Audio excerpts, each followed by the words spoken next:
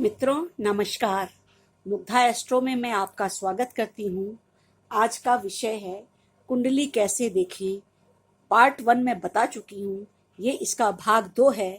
मैं इसके बारे में आज आपको विस्तार से बताऊंगी। आप कुंडली देखना अच्छी तरह से सीख जाएं, यही मेरी भावना है।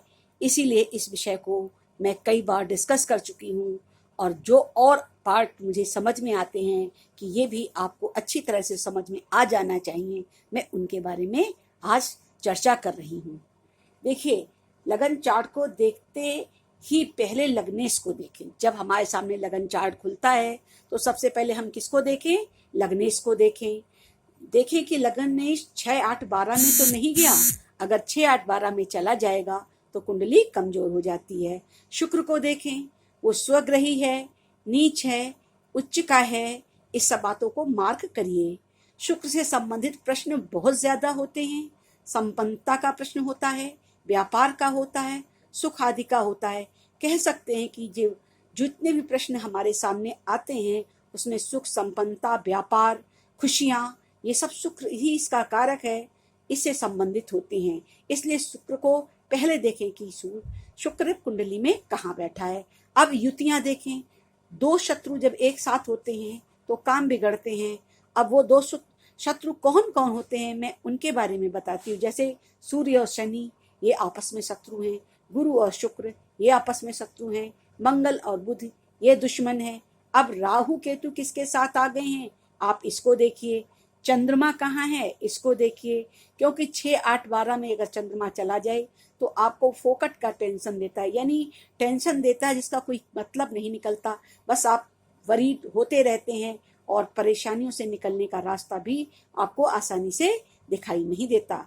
मून का इफेक्ट धरती पर सबसे ज्यादा है, अतः को मून को देखना बहुत जरूरी है कि चंद्रमा कुंडली में कहाँ गया है। अगर वो 6, 8, 12 में गया है तो वो प्रॉब्लम क्रिएट करेगा, टेंशन देगा।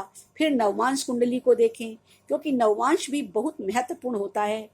अगर हमें नवमांश को समझना है तो देखिए, किसी धनी लोगों की कुंडली का चार्ट देखिए तो वो नवमांश में भी जाकर वर्गोत्तम होता है, क्योंकि नवमांश में वर्गोत्तम हुआ ग्रह और बहुत अच्छा फल देता है। केवल मुख्य कुंडली से ही काम नहीं चलता, नवमांश देखना बहुत जरूरी होता है। अगर नवमांश में जाने पे ग्रह कमजोर हो जाता है तो वो फल उतना अच्छा दे नहीं पाता है। इसके अलावा लगन के नक्षत्र को देखिए। लगन का जो लार्ड है उसका नक्षत्र कौन है और उसका स्वामी कौन है। अब जैसे स्वाति नक्षत्र लगन का लार्ड बन जाए तो ये आदमी पैसे के पीछे भागने वाला होगा, क्योंकि राहु का यही काम है। राहु जिस चीज के पीछे पड़ता है उसको पकड़ करके ही चलता है और प्राप्त करके ही दम लेता है। तो अगर स्वाति नक्षत्र लगन लार्ड बना तो आप पैसे के पीछे भागने वाले होंगे। अगर आद्रा नक्षत्र लार्ड बन गया तो समझिए कि जैसे पानी रुक जाता है, यानी बारिश नहीं होती, आद्रा में सूखा पड़ जाता है, उसी प्रकार से आपको धन, सुख, साधन कम मिलेंगे और रूखापन भी स्वभाव में रहेगा, क्योंकि आद्रा शुष्क नक्षत्र है। अब चंद्रमा के भी नक्षत्र को देखना है। चंद्रमा किस नक्षत्र पे है? अगर अश्विनी, मघा, मूल पे है तो चंद्रमा आपको लाभदायक नहीं होगा। इसके लिए आपको शांति करानी ही पड़ेगी। पुनर्वसु, विशाखा और पूर्वा भाद्रपद के गुरु हैं तो इतनी निगेटिविटी नहीं होती, पर थोड़ी बहुत नेगेटिविटी तो होती है। परंतु पुनर्वसु और विशाखा, पूर्व भाद्रपद ये गुरु के नक्षत्र हैं। तो फिर ये देखें कि गुरु हमारा बैठा किस घर में है, क्योंकि गुरु पूरी कुंडली में सबसे अधिक शुभता की शक्ति रखता है। तो गुरु के नक्षत्र को देखना भी बहुत जरूरी है। इसके अलावा केतु है जो बहुत अधिक निगेटिविटी देता है, तो केतु के नक्षत्र में गया हुआ ग्रह कभी अच्छा फल नहीं देता है। तो कुंडली में केतु कहाँ है, केतु कहाँ बैठा है, इसको देखें। केतु का नक्षत्र कौन है, इसको देखें। और वो लगन का ही लार्ड बन गया तो इसको देखें। बातें करने का थर्ड हाउस होता है, तो अब देखें कि थर्ड हाउस में कौन सी राशि गई है, कौन लार्ड बना है। तो जो ज्योतिष का काम करते हैं ये बातचीत का ही काम है, बातचीत के माध्यम से पैसा कमाना। अगर दसम तृतीय में चला गया या दसम तृतीय दसम में है तो इस तरह की कमाइयां होती हैं, यानी तीसरा घर बातचीत का और दसम आपके काम का। सेल्समैनशिप भी कह सकते हैं। जितना भी बातचीत के माध्यम से हम पैसा कमाते हैं, वो किसी प्रकार का भी काम हो ये सब थर्ड हाउस से ही हम देखते हैं और उसमें थर्ड हाउस का स्ट्रांग होना बहुत ज़रूरी है। अब इसके बाद में हमें काल सर्प देखना है कि काल सर्प की कुंडली तो नहीं, अगर काल सर्प है तो भी प्रॉब्लम होगी, ये प्रॉब्लम देने वाला ही होता है। 42 वर्ष तक की अवस्था में प्रॉब्लम्स लगातार बनी रहती हैं। राहु की आयु 42 साल है तो 42 साल की उम्र तक समस्याएं रहती हैं, उसके बाद सेटलमेंट हो पाता है। इसके अलावा भाग्येश और कर्मेश की युति देखें, अगर कुंडली में भाग्येश और कर्मेश की युति हो गई है तो फिर ये राजयोग है और सिंह लगन राजयोग को पैदा करते हैं। यानी अगर सिंह लगन में जन्म हुआ है तो फिर आपको राजयोग लिखा है और राजयोग मिलेगा। सिंह बहुत ही पराक्रमी होता है और पराक्रम से ही सब कुछ अर्जित किया जा सकता है। हमें फिर आगे सकट योग देखना है कि कुंडली में कहीं सकट योग तो नहीं बन रहा है। जैसे चंद्रमा 6-8 का गुरु दरिद्रता देता है। सकट योग इस तरह से देखते हैं कि चंद्रमा से छठे गुरु हो या 8वें गुरु हो, लगने से छठे गया तो भी दरिद्री और पैसे का संकट सदा बना रहेगा, लड़ाई झगड़ा होगा।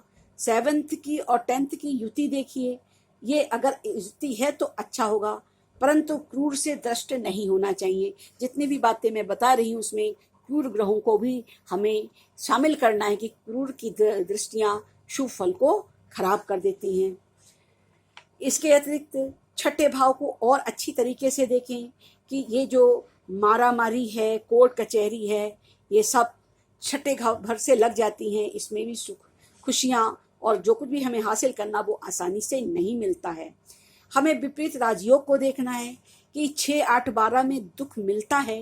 अगर 6-8-12 के स्वामी अगर 6-8-12 में हो तो इसे विपरीत राजयोग कहते हैं। तमाम सारी कठिनाइयों और दुखों के बाद पोजीशन बनती है, यानी सुख मिलता है। छठे में गए हुए विपरीत राजयोग का ग्रह कोर्ट कचहरी और मारामारी के बाद देता है। 8वें में गया हुआ ग्रह किसी की मृत्यु के बाद आपको स्थान मिलता है, पोजीशन मिलती है, पैसा मिलता है। पिता की मृत्यु के बाद पुत्र को जो कुछ प्राप्त होता है वो अर्थ हाउस से ही है। अन्य किसी भी रिसोर्सेज से अगर प्राप्त होगा तो वो भी हम उसे अर्थ हाउस से देखेंगे। 12वें में विपरीत राजयोग दूर ले जाता है और अकेला कर देता है। जब हमारे 12th हाउस में यही राजयोग बनता है तो हमें अपनों से दूर जाना पड़ता है। वैभाव का ये लॉर्ड है और अकेला भी बनाता है। इसके अतिरिक्त विपरीत राजयोग को अगर हम समझना चाहें तो देखें नेताओं को, इसमें क्या रहता, हमेशा कंपटीशन है, लड़ाई है, झगड़े हैं, इलेक्शन है। कहने का तात्पर्य मारा मारी और दुश्मनी, इसके आधार पर ही हमें विजय प्राप्त होती है। लगन से दुश्मनों को पहचानना भी सीखिए। जैसे मंगल के लिए शनि दुश्मन है और मेष लगन में शत्रु बुध भी है। अगर इस तरह से हम चीजों को समझेंगे तो कुंडली देखना हमें आसानी से आ जाएगा।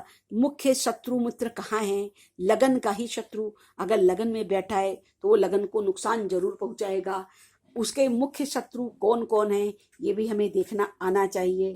इस प्रकार से कुंडली देखना आप बहुत आराम से सीख सकते हैं। पंचमेश और भाग्येश को देखिए, अगर इन्होंने परिवर्तन किया है तो भी बहुत अच्छा रहता है। अब गुरु को समझें। गुरु के लिए कहते हैं कि कलयुग में गुरु जिस घर में बैठते हैं उस भाव का नाश करते हैं। ये एक नियम सा हो गया है। अब इसको कारको भाव नाशाय सिद्धांत के अनुसार देखा जाता है। लगने से अगर धन स्थान पर हो तो बहुत अच्छा है। गुरु जहाँ बैठे हैं उसे भी ध्यान पूर्वक देखें। अभी मैंने गुरु के 3 नक्षत्रों के बारे में बताया, गुरु किस नक्षत्र में गया है और उसका लॉर्ड कौन है। इस प्रकार से गुरु का फल देखें। जब हम इस तरह से कुंडली को देखना सीख जाएंगे तो कुंडली का फल फिर एक्यूरेट बैठता है। कुंडली भाग 2 में मैं आपको इतना ही बताना चाहती हूँ। आप कुंडली को ठीक से देखना समझ लें और फिर आपका फल सटीक बैठेगा और फिर आप जो कुंडली देखना सीखना चाहते हैं उस पर आपको पूर्ण कमांड होगा। फिर आपको दूसरों की सहायता लेने की ज़रूरत नहीं होगी। यही इस एपिसोड को बनाने का मेरा उद्देश्य था और मुझे विश्वास है कि ये सब्जेक्ट जो मैंने अभी आपको बताया, ये टॉपिक बिल्कुल क्लियर हुआ होगा और आप अपनी प्रतिक्रिया भी हमें अवश्य देंगे। मित्रों, मैं एक नए टॉपिक के साथ हमेशा आती हूँ। तब तक के लिए मुझे आज्ञा दें। नमस्कार, फिर मिलेंगे। आप मेरे चैनल को लाइक, सब्सक्राइब, बेल आइकन को ज़रूर दबाएं और दूसरों को शेयर भी करें, मुझे बहुत अच्छा लगेगा। ज्योतिष एक बृहद विषय है, ज्ञान का विषय है, आनंद का विषय है, और इसी को सीखने के बाद शांति भी आती है। तो आप इसे धैर्यपूर्वक देखते रहें और सीखते रहें।